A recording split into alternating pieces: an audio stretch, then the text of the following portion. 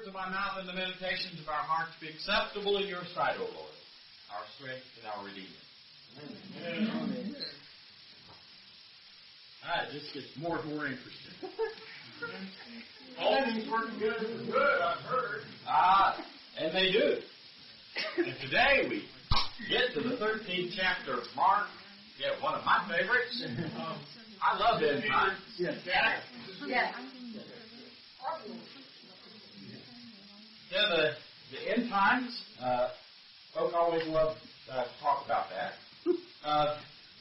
Now, in the Gospel of Mark, this 13th chapter, a lot of people like to take it's called the Olivet Discourse, because Jesus was on Mount Olivet when he spoke this, and they're looking across at the temple. And a lot of people like to take this and other scriptures like it as if nothing else were around them. But this particular chapter serves as a bridge between what's come before and the Passion, which starts in the very next chapter. And Jesus has spent the last about 2.5 chapters arguing with the Pharisees and the Sadducees and the Herodians and the priests and all this. And you see how corrupt that Judaism has become. And then you get into this chapter and he tells what's coming, and then you really see in the following chapters how corrupt things have become. And so, this a lot of folks just love to dig into this and to dig into the prophecies of Daniel and Revelation. Not so much for me, but that's okay. But I'd like us to spend some time looking at it today. To tell you a story, there was this young, energetic preacher preaching in a little country church. And this was the first time he was going to preach without using a manuscript. Because he didn't want to be confined by the pulpit. He wanted to be able to move around and be dramatic. And he was preaching about the second coming of Jesus Christ. And his text was from Revelation 22. And at the appropriate time in his sermon, he rushed up to the edge of the chancel and he said, Jesus said, "Behold, I come quickly." And his mind went blank. And he stood there for a second and he thought, wow, the rings the thought blocks. Maybe if I just back up and do it again. So he backed up and he rushed the edge there and he shouted again, "Behold, I come quickly." Blank. Nothing was registering. So one more time, he backed up and he did it again. And this time he did it louder and faster. And he rushed up to the edge and he said, "Behold, I come quickly." And he lost his balance. And he fell into the first pew and knocked an elderly deacon into the floor. And he's so embarrassed. He looked at him and he said, "I am so sorry." And the deacon said, "That's okay, son. It's really my fault. You warned me 3 times you was a coming."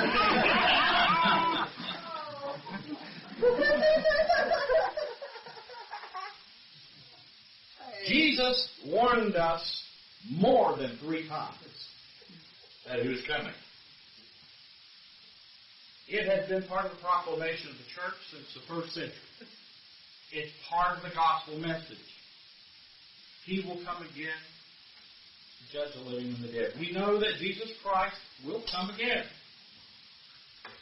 And from that time until now, for the last 2,000 years, Christians have thought they were living in the end time. And we all know stories about various groups who were so convinced that they would sell all of their property and give the money to the poor, and they'd gather together and wait. And nothing happened.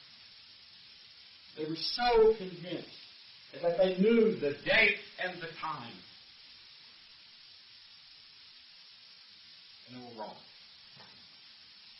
Now, end-time teachings and studies of end-time prophecies have become sort of a cottage industry in the last 100 years, especially in Protestant circles around the world.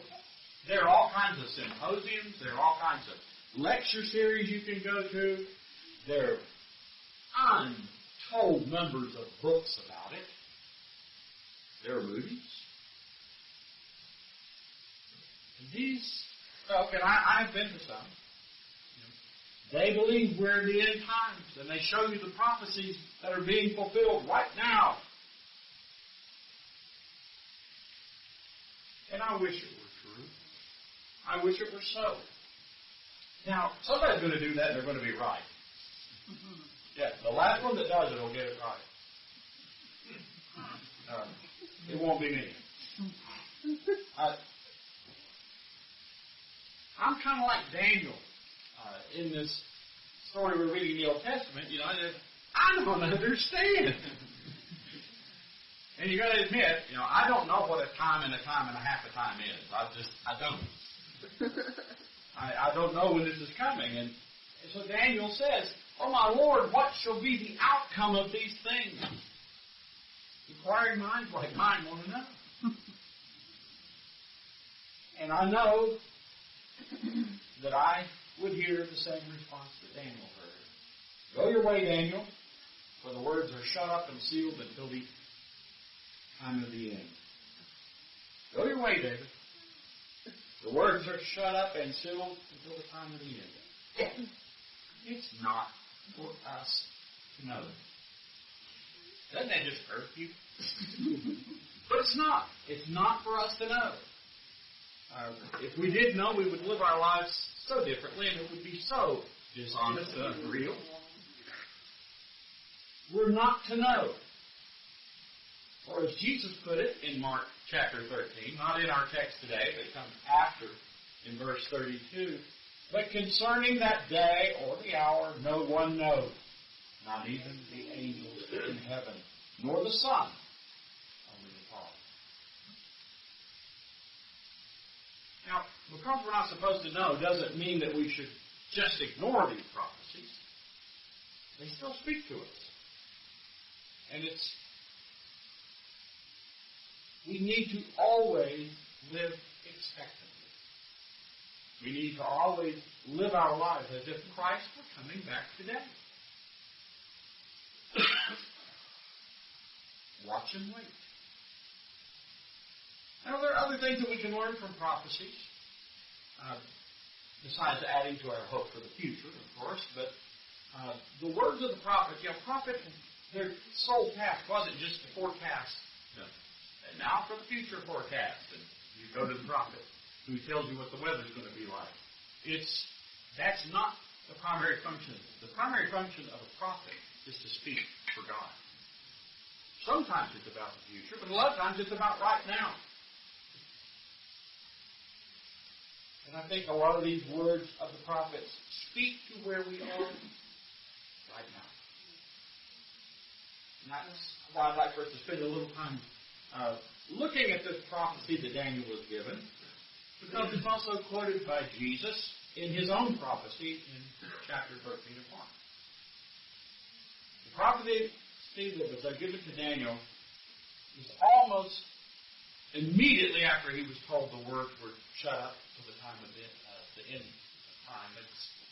Daniel was told from that time that the regular burnt offering is taken away and the abomination that makes desolation is set up, there will be 1,290 days.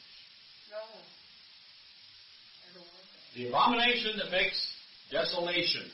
Sounds ominous, and it is. That prophecy that was given to Daniel was fulfilled in the year 167 BC. Antiochus IV, who liked the title Epiphanes, God manifest, he liked to proclaim himself a God. I think he was a little narcissistic. But not only was he narcissistic, he was also extremely cruel. And that's not just by what the Jews wrote about him. It's what everyone wrote about him. He was probably devil manifest would be a better title for him. Antiochus IV, he was one of the Greek Seleucid kings. And I'll give you a very quick, here's your quick history. You'll get this question on Jeopardy if you hang around long enough. That when Alexander the Great died, unexpectedly, four of his generals took over his empire. The Seleucid family had the area of Syria and part of what was the old Assyrian Empire. The Seleucids had that, and the Ptolemies had Egypt. And they were constantly fighting. Constantly. We think of Cleopatra as an Egyptian queen. She wasn't. She was Greek. She was of a Ptolemy. And Antiochus IV, unless you're Jewish, what he's most remembered for is that he was the first one to take Egypt from them. And he had this unified sort of kingdom for a short period of time. But one time, the Egyptians revolted, and he went down to put down the revolt, and he lost the battle. And in Jerusalem, they heard news that he had lost the battle, and then they heard the fake news that he was dead. So, they rose up, overthrew his citadel, kicked his soldiers out, and claimed Jerusalem, only to find out that he wasn't dead. As he came back with his army, he came into Jerusalem, and he was angry. And when you make a cruel person angry, bad things happen. Slaughtered women and children and thousands of people in the streets. And they went into the temple, and on the altar in the Holy of Holies, he put a statue of Jupiter, and he sacrificed a pig on the altar. Don't make these people mad. He desecrated the temple. And here's the worst part. He stopped the morning and evening sacrifices, outlawed the practice of Judaism, and then he sent troops into the surrounding cities and villages and towns, and everybody had to burn incense to Greek gods or to Antiochus himself. He wanted to obliterate Judaism.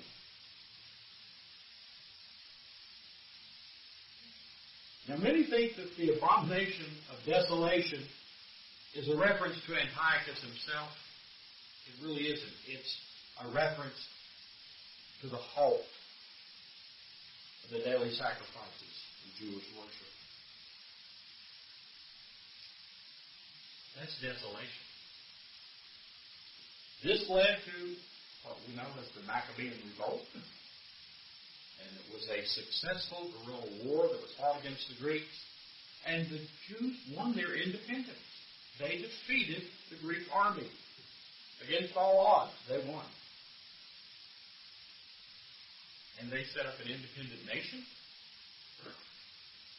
And they cleansed that temple. And what's the holiday? Hanukkah. Hanukkah is the celebration of that cleansing of the temple.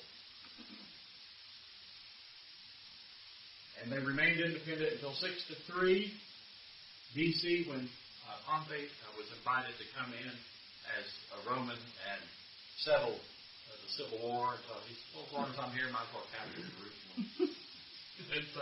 The Romans took Jerusalem. They had everything at that time. And Pompey went into the Holy of Holies, which desecrated it. But he just went in to see what was there. And he was amazed that there was no statue of a god in there. But after he found out he had desecrated it, he's a wise man. He had them cleanse the temple and reestablish their worship and their religious rituals immediately. And Rome had that agreement with the Jews for almost the entire time they occupied the land. They were free. They were given special privileges, unlike most provinces of the Roman Empire. They were allowed to worship. It was reestablished. In our gospel lesson today, you hear Jesus tell his followers, and it begins with Jesus saying, when you see the abomination that causes desolation standing where it doesn't belong, let the reader understand, and then let those who are in Judea flee to the mountains. We're 14 chapters deep into the discourse. If you're familiar with this, it starts when they come out. The disciples look at Jerusalem. They look at the temple, and they're just awestruck. And they say, "Wow, look at the stones in that building." And they were right to be impressed because some of the stones weighed more than 500 tons. How did they do that? It was a marvel of the day. And they didn't know until this century how they did it. They quarried the stone in cylinders and rolled them up ramps, and then you cut off one end to make it square and roll it up into place and then square it off. They only knew because they found it the little quarter moon pieces when they were digging at the base of the temple. Well, that's how they did it. But Jesus said, "Hey, it's amazing to look at, but not one stone will be left on another." And they weren't. And that was a great testament to the power of the Roman army, even to just pull that building down. It's amazing. But they did. And this prophecy that Jesus spoke was fulfilled very shortly after he spoke it. In 70 A.D., we know that the Zealots waged an open war against the Romans. And they were eventually pulled up inside Jerusalem. And the Roman general Titus encircled the city and built little earthworks all the way around it so no one could go in, no one could go out. And Luke records this prophecy of Jesus in chapter 19 of Luke. For the days will come upon you when your enemies will set up a barricade around you and surround you and hem you in on every side and tear you down to the ground, you and your children with you. And they will not leave one stone upon another from you because you did not know the time of your dissipation.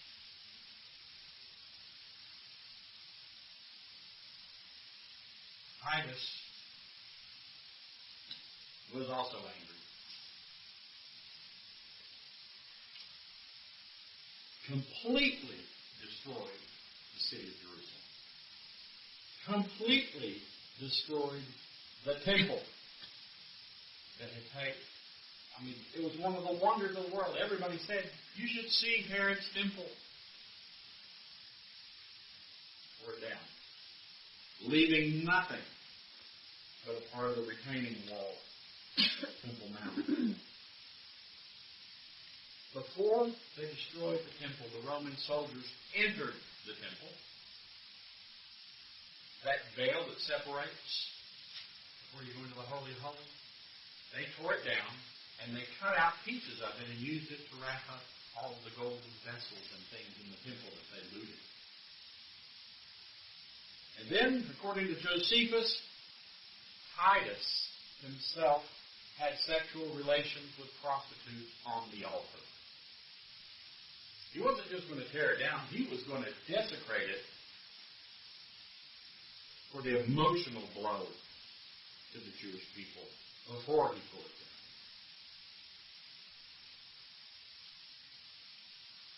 Now, the abomination of desolation,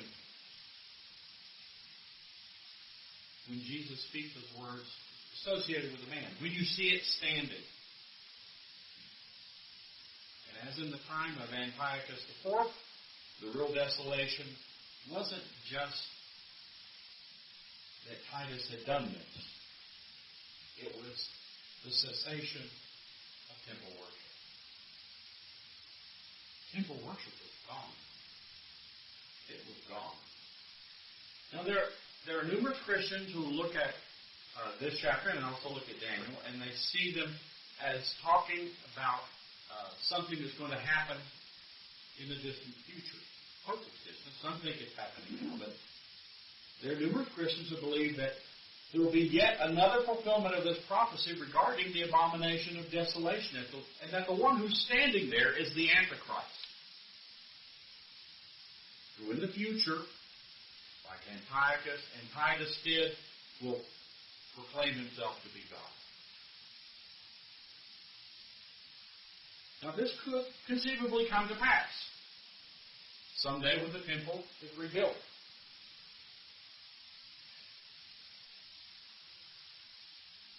I honestly don't believe the temple is going to be rebuilt anytime soon. And it's, when I look at this, I think this has so little bearing on my life. The way I live my life today, it has so little to do with it. And for that matter, I was thinking earlier in the week, what do these prophecies about the desecration of the temple, other than them being very interesting and fascinating, what do they have to do with my life all these centuries later? I mean, there's the apologetics of seeing prophecy fulfilled. That's always comforting. Wow. Yeah. Prophecies are fulfilled. The Word of God is true. But aside from that, what does it speak about my life today? What does the abomination of desolation say to me? There's no temple worship anymore. The temple's been destroyed. Now, historically, and this is in all religions, I was a religious major, you could trust me. Historically, a temple is a building or a place that's set aside for worship and is typically thought of as the home or the house of the deity. And Jesus said, when he drove the money changers out of the temple, my temple should be a house of prayer. It's a house. It's a home. And God resides in the Holy of Holies. No one can go in there except the high priest on the Day of Atonement. But the temple's gone. And I thought about that. The temple is gone. There's no temple worship. And then I had sort of like a mocking. Is it? Is temple worship gone? It's like, as I was preparing, I kept hearing that question. Is there really temple worship?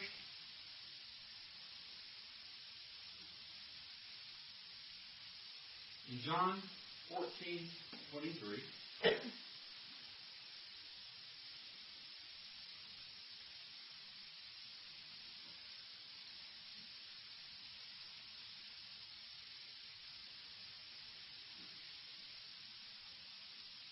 Jesus is in the upper room with his disciples.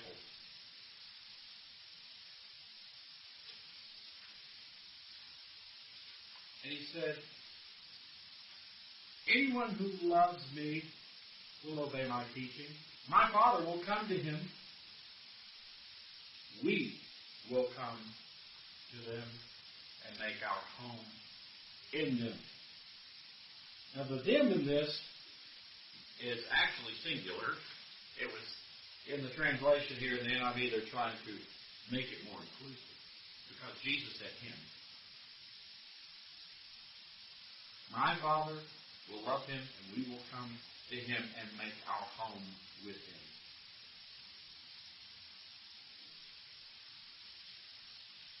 God the Father, God the Son, have a home in you. Paul wrote to the Corinthians, 1 Corinthians 6:19. Do you not know that your bodies are temples of the Holy Spirit, who is in you, whom you have received from God? You are not your own.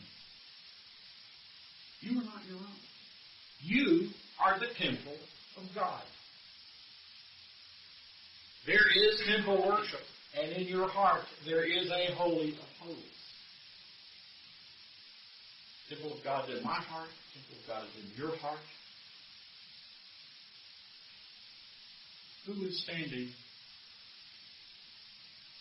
in the Holy of Holies? If there is anyone or anything in your Holy of Holies acting as the abomination of desolation, is there?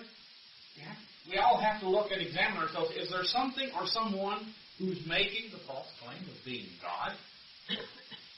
Is there something that is keeping me from worshiping God in spirit and in truth? That is an abomination that leads to desolation. Can you think about it? We all know people who have the temple in their heart and have lost it. The enemies of God are always seeking to destroy the temple of God. To surround it, to lay siege to it, to utterly destroy it. And we all have had the times when we feel that pressing in on us, the attacks of the enemy, who wants to destroy that temple. But if Jesus Christ is standing where He ought to be, the temple will stand. In time, you'll be fine. I'm going to back up just a minute to 167 BC when Antiochus desecrated the temple, that first abomination of desolation.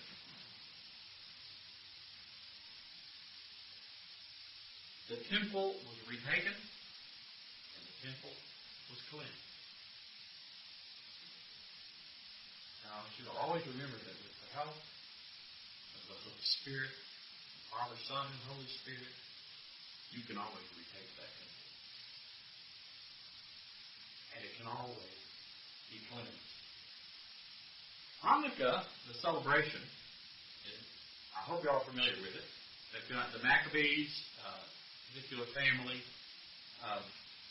led a revolt. They were successful. First thing they did, they go into the city after they take the citadel and everything. They cleanse the temple. And they relit the menorah in the temple. But they only had enough oil for one day. But miraculously, it burned for 8 days. And that's that festival of lights. That miraculously, the light in the temple goes on.